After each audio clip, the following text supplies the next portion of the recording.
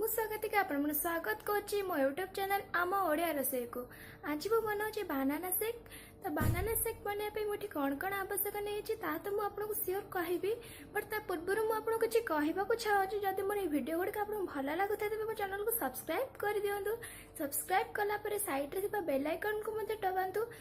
तो जदि मोर भिडियो गुड़िक आपको केमी लगे मतलब कमेंट बॉक्स में मतलब कमेंट करूँ, लाइक करूँ, शेयर करूँ और सब्सक्राइब टोटाली भूलु ना। तेज चलते बानाना शेक मुझे कौन कौन आवश्यक नहीं प्रथम जानी नवा। बानाना शेक बनाया मुझे कदली 3टी नहीं आपको छोट छोट पीस कर काटिदेवी।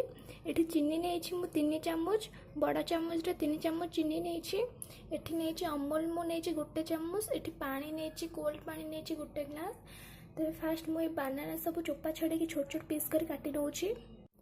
देखु मु कदली सब केमती काटी नहीं मुझे सब ए ग्राइंडिंग करी। तो ग्राइंडिंग जार रे मुझे कदली सब पकई नौ।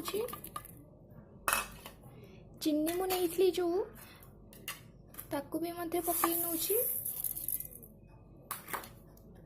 अमूल ऐड कर पानी बहुत कम ऐड कर।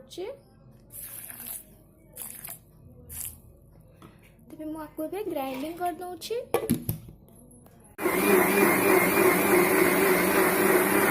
देखो ना गार्निशिंग ये गोटे कदली को कमी साइज रे रखी एमर बानाना शेक।